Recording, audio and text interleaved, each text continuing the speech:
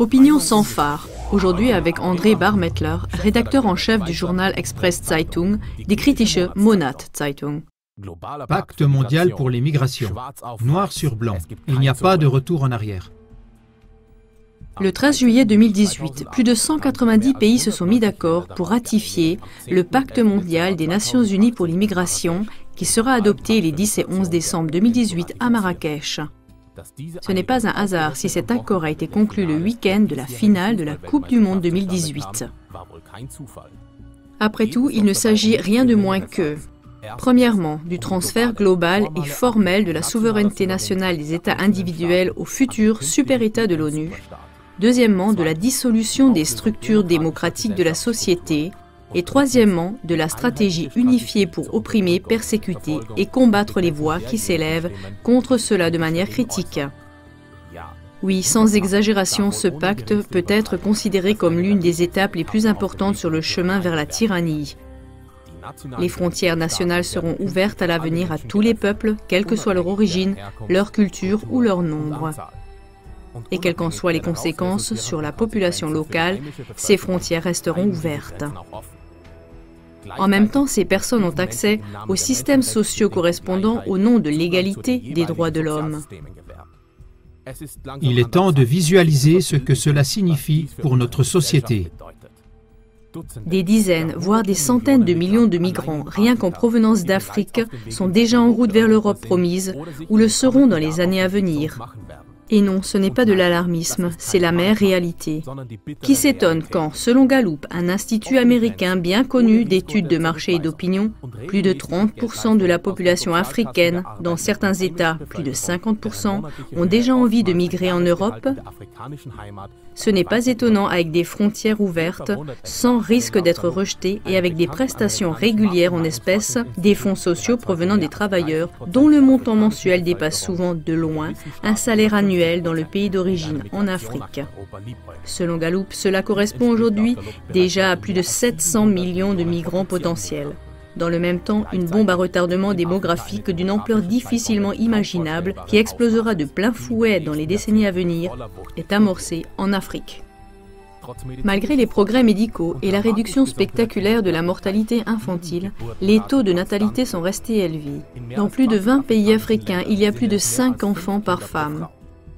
Selon les estimations de l'ONU elle-même, qui demande une migration sans frontières et des frontières ouvertes, la population du continent africain explosera et atteindra 2,5 milliards en 2050 et 4,4 milliards en 2100. Quiconque nous accuse d'alarmisme peut et doit lui-même faire des recherches à ce sujet.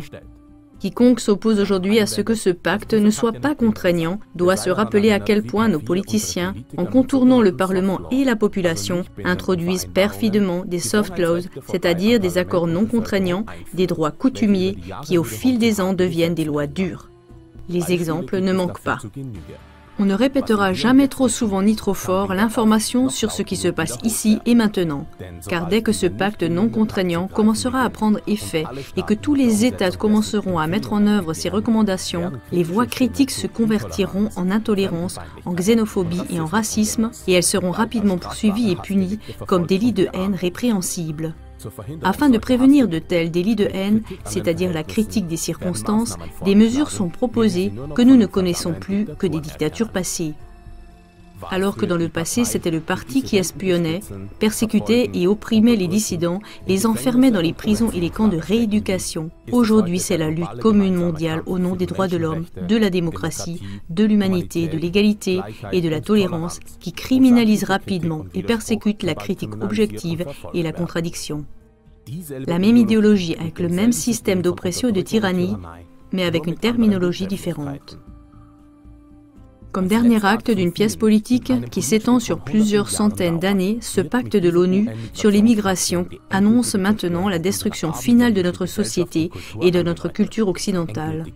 En fin de compte, c'est comme l'avait prédit dès 1925 le comte Nicolaus Coudenhove-Kalergi, le père fondateur de l'Union pan-européenne et donc de l'UE actuelle, dans son livre Practical Idealism.